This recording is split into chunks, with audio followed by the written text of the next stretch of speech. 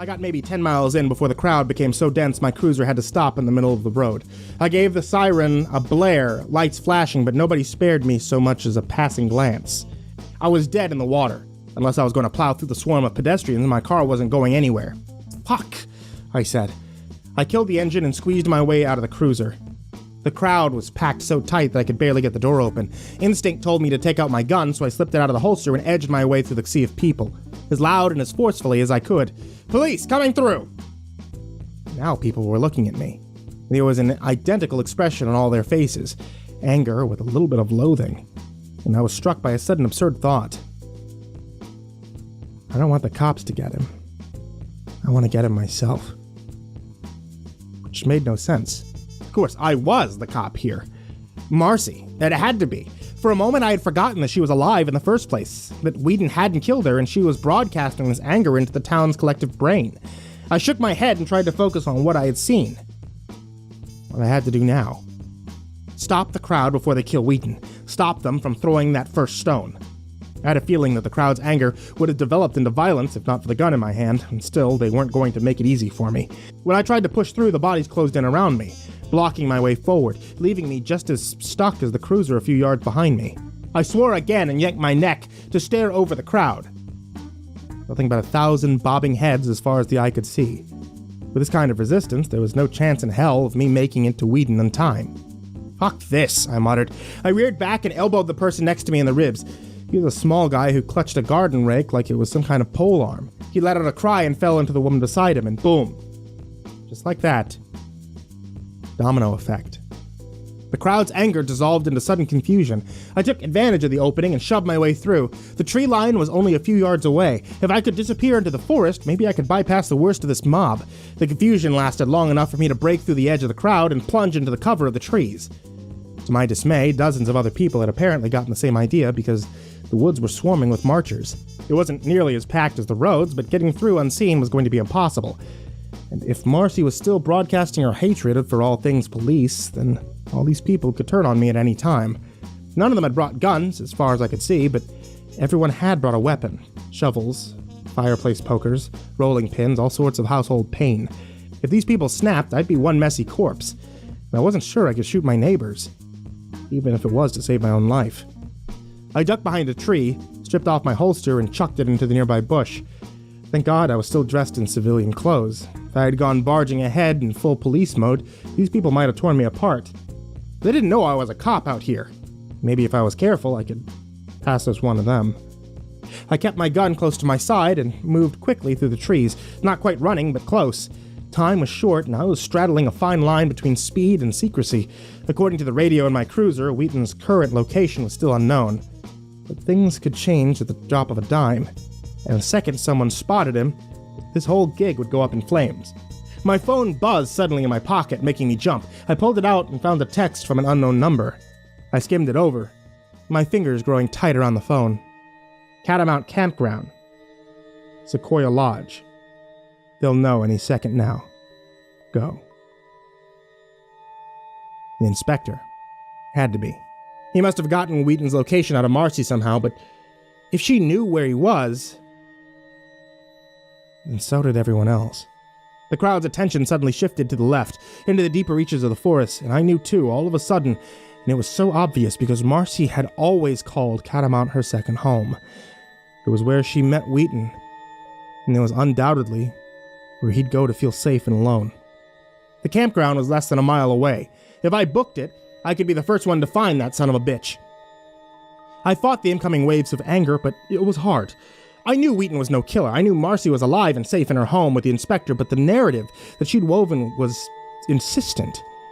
Now that I was so far away, it was creeping back in. How could I have thought I'd seen the dead woman? How could so many people be so wrong about something so obviously true? We'd all seen the crime scene photos. We'd all been numbed by her loss, and we all knew who had done it. We knew Wheaton was a murdering scum who had escaped justice because of a fluke in the system. Maybe I had seen Marcy today, or maybe I hadn't. Neverglades were a hotbed of strange activity. Is it really so hard to believe that some supernatural force was responsible for my memories of Marcy's house? Hell, Whedon could have done it himself. I wouldn't put it past this motherfucker. He was no better than the things that lurked in the dark, no better than the monsters the inspector and I had taken down. I began to run. The people around me did the same, but they weren't chasing me, they were joining me. We moved on with one mind, one purpose. I was suddenly leading the charge. Whedon was close by, and we would be the ones to find them first. We would be the ones to bring justice to this piece of shit. We ran for several minutes before the trees thinned out and gave way to log cabins and abandoned campsites. Catamount didn't get too many campers this time of year, so it would be perfect cover for a fugitive like Whedon. I'd taken Ruth and the boys here a few times over the last few summers, so I was roughly familiar with the layout. The grounds were deserted. Not a soul in sight. The Sequoia Lodge was smack in the center of camp. It would have been closed right now, but I knew Whedon was somewhere inside. It was obvious, wasn't it? The place where he and Marcy had met, where they'd shared their first dance as a couple. Everyone knew the story. It only made sense that now, driven to desperation, he'd chosen here to make his last stand. The lodge was a sturdy building, with a mottled green roof and walls made of polished wood. The door was shut and presumably bolted from the inside, so I didn't bother trying to knock it down. Instead, I circled the building and looked for another way inside. I could feel the crowd behind me more than I could hear them. A buzzing energy, a surge of excitement, and threatening to spill over into bloodshed. It didn't take long to find my way in. There was a window on the side of the lodge, maybe 7 feet up. It's small, but big enough to squeeze my body through if I tried. I looked around and found a large, smooth rock, half buried in the dirt. I yanked it free, hefted it in my hand, and measured the arc from here to the window. I'd played baseball a lifetime and a half ago, but I felt certain that if I let that stone fly, it would go soaring through the window in a spectacular shatter of glass. All it takes is for one person to throw the first stone. The words of a ghost. I drew back my arm and flung the stone at the window. It broke through with a crash that seemed to echo through the empty campground. The crowd surged forward, and I found myself being hoisted up by hands I didn't know, till I was staring through the shattered pane at the dark interior of the Sequoia. I reached over the broken glass and unlocked the frame, then pushed it inward. Then I crawled through the opening and landed, less than gracefully, on the floorboards of the inner lodge. The room had once been filled with long wooden tables and folding chairs, but they had all been pushed to the side for the season, and now the place was bare. A thin layer of dust covering most of the ground, except... Hang on. The coating wasn't quite even. There were patches where something had disturbed the dust. Not too long ago either, patches looked an awful lot like footprints. They stretched across the open floor and vanished up a flight of stairs into the upper lodge. Whedon, I breathed. Others were trying to clamber in after me, but I didn't wait for them to squeeze through. I lifted my gun and followed the trail of footsteps. The stairwell was dark, and I couldn't hear anything from upstairs except the thumping of my own heartbeat. Blood rushed like a river through my body, but I knew Whedon was up there. I'd never been more certain of anything in my life. The upstairs was a game room, a wide space with a scratched pool table, a few outdated arcade machines.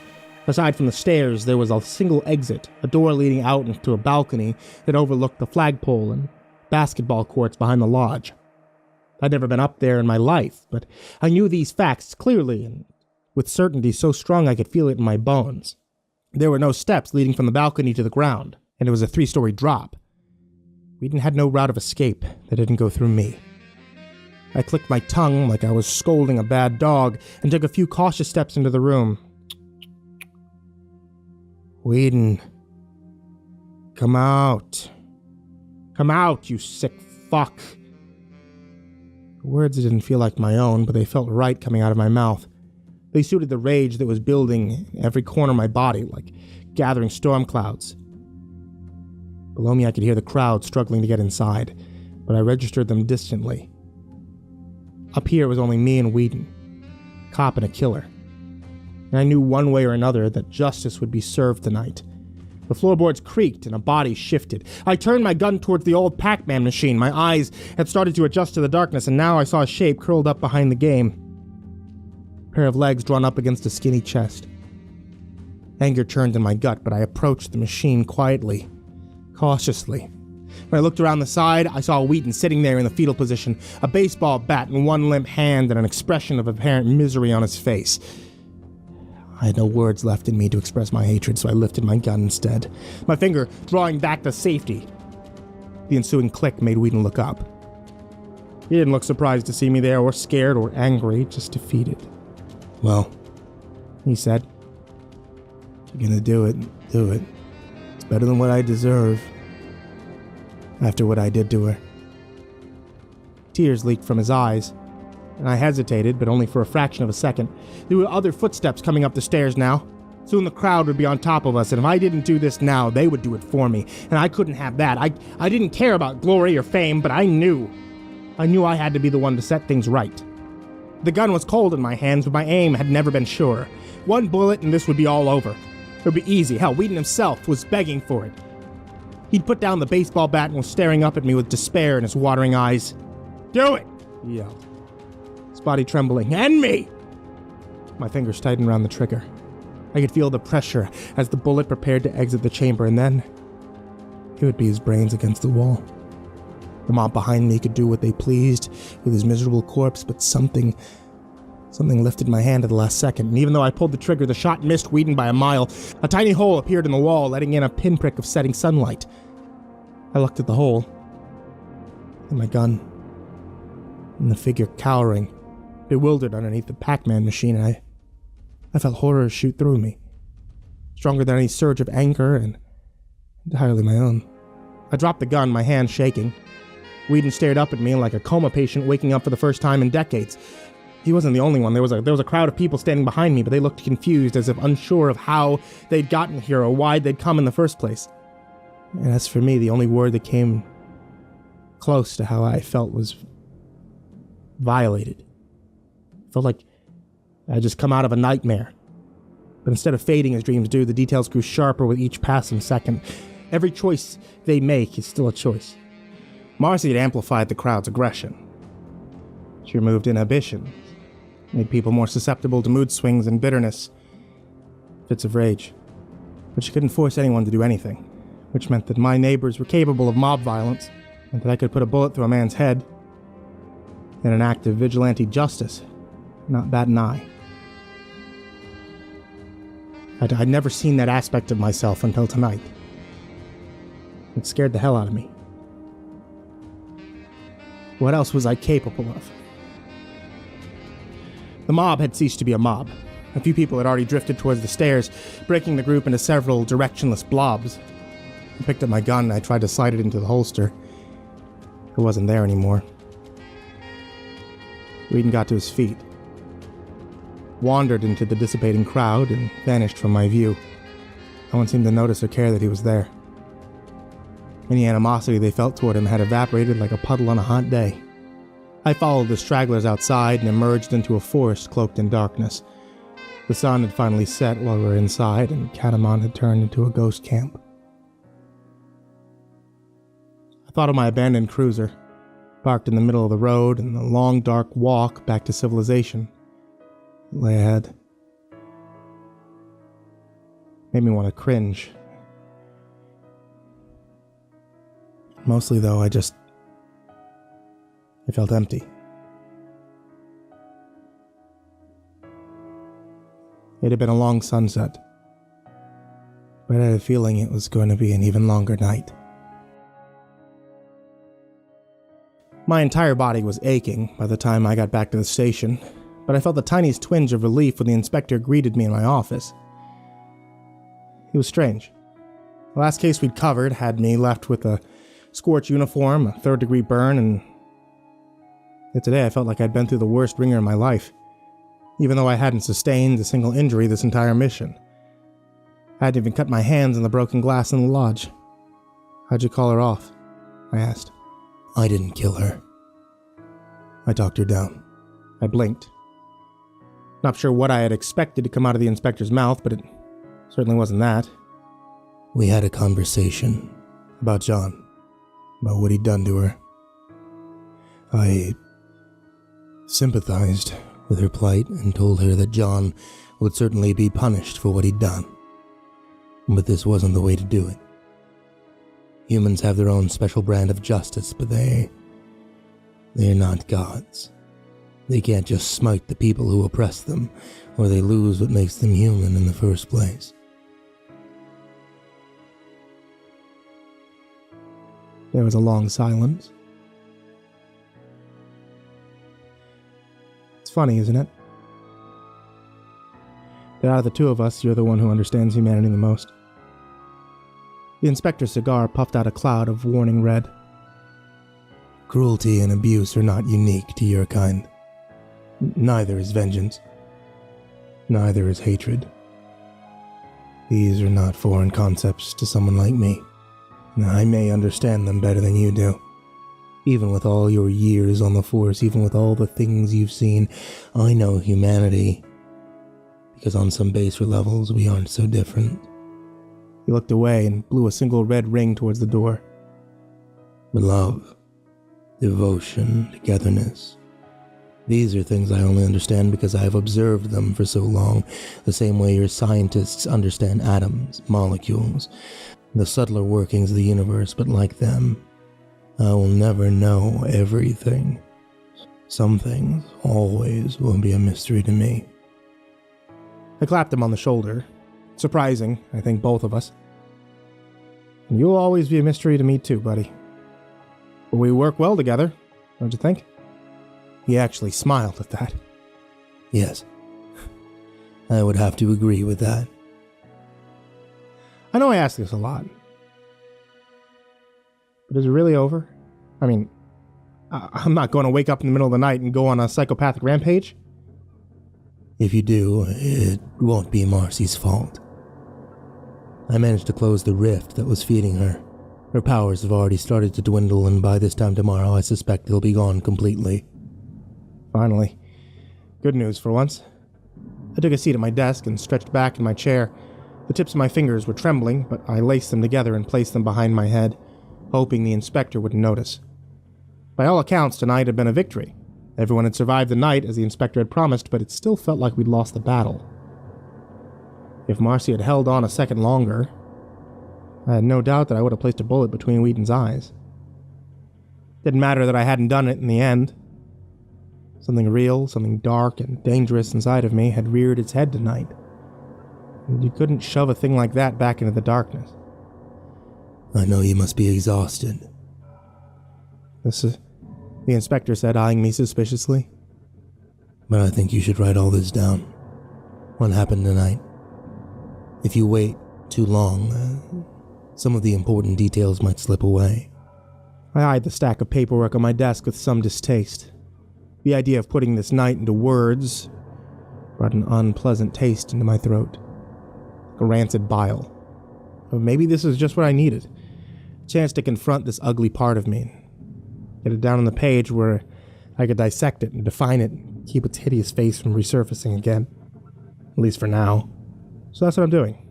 It's 10 o'clock in the evening. I'm still here with my pen and this cheap pad of yellow paper. Ruth knows I'm safe at the station, so that's one less thing to worry about, and the inspector has gone off to do whatever eldritch detectives do when there's no mystery to solve. Just me. Me and this thing inside of me.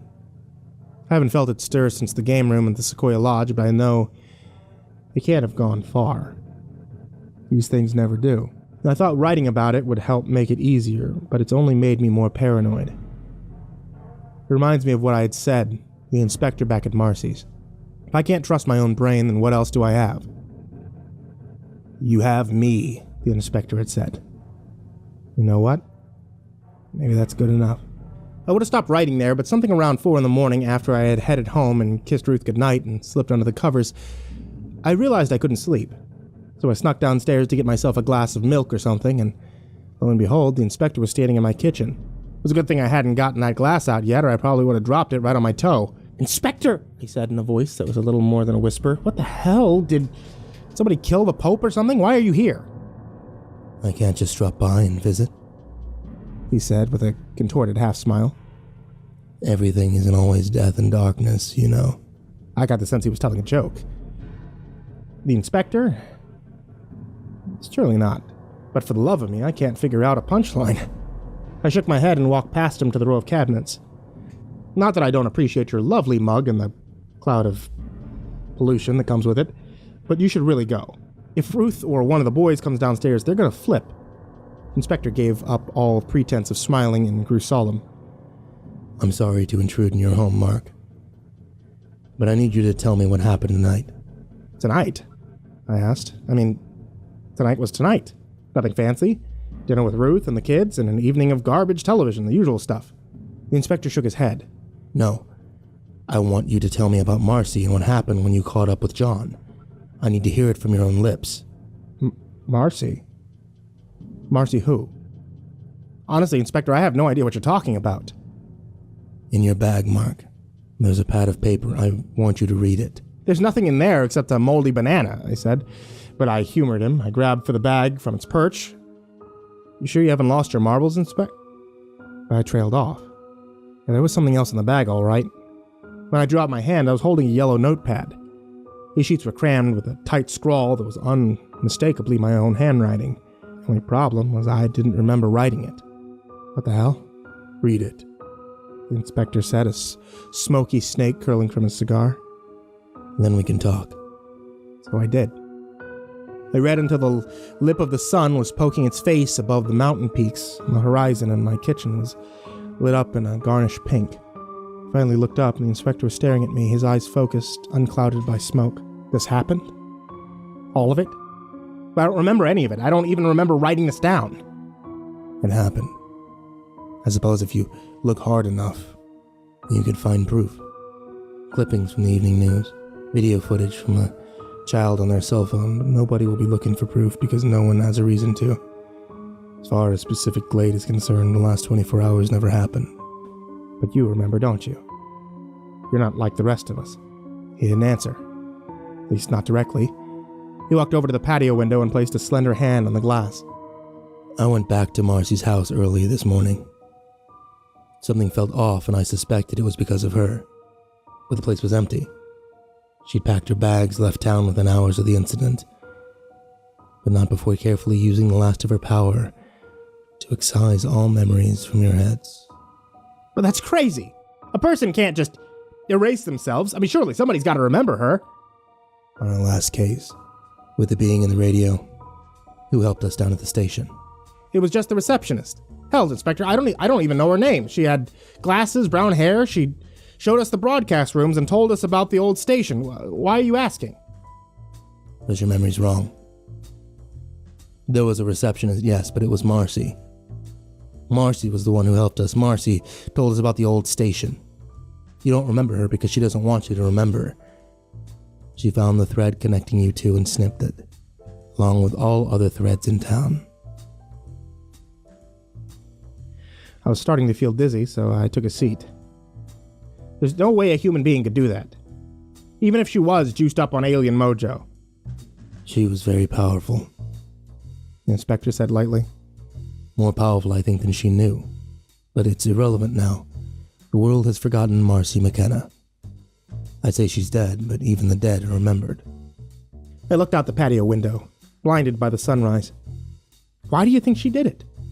She could have just made us forget this whole thing happened. Why did she completely erase herself? I think she was looking for a fresh start. That's where our conversation veered last night, and what better way to start over than clean break from everything or everyone you knew? I picked up the notepad and flicked through it absently. It disturbed me, honestly, how I couldn't remember a single shred of this, how detached I felt from the Mark Hannigan who wrote these words. The guy in these pages didn't feel like me at all. Never in a million years could I imagine myself in some act of vigilante justice. Hunting down monsters was one thing, hunting down a disliked citizen and riddling him with bullets was another beast entirely. I ought to be going. Your family will be awake any minute, but please, don't hesitate to call me again, even if it's just for dinner. I managed to smile somehow. Yeah, it will do. The inspector tipped his fedora to me, ever so slightly. Then he strode to the patio door and disappeared back into the glaring sunlight. I watched his silhouette for as long as I could before the sheer brightness forced me to look away. Sunrises in the Neverglades aren't weird, like our sunsets. The sun flows a perfectly sensible path upward, till it's hovering in the sky like it's supposed to. But that morning the sunrise seemed to stretch to one elastic movement, leaving the kitchen in shades of vivid pink and orange. I watched the light creep slowly up the wall, thumbing through the papers in my hand. Then I rose from my seat and I dumped the entire notepad into the trash. I didn't remember Marcy. Probably never would. But I figured it was best to give her what she wanted in the end. fresh starts weren't such a bad thing, really.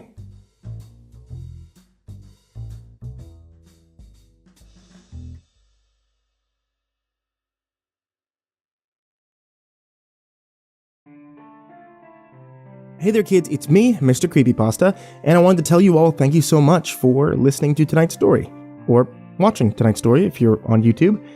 If you're not on YouTube, that means you're probably on the podcast that's available on iTunes, on the Google Play Store, and is now actually available on Spotify, and doesn't use as much data. So, hey, that's a thing.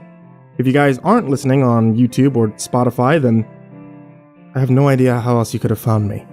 Unless you found one of those books on Amazon. You know, the Creepypasta Collection, Volume 1, Volume 2. Those are things too. Oh well, I don't know how you would have heard me there, seeing as this was recorded like 2 years after those came out. Well, anyway. Thanks for listening, folks. And sweet dreams.